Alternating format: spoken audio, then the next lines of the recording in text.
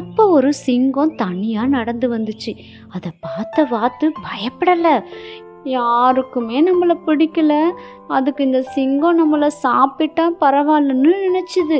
ஆனா சிங்கம் அது பாட்டுக்கு நடந்து போச்சு.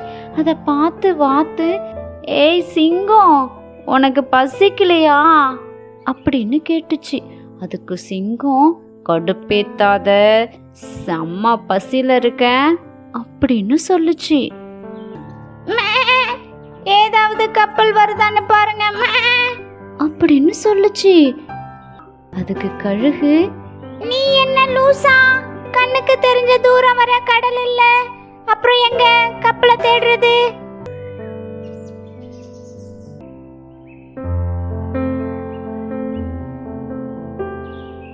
இந்த குழந்தைங்களை பார்த்து, என் மியூசிக் உங்களுக்கு பிடிச்சிருக்கா அப்படின்னு கேட்டுச்சு அந்த ஆமை.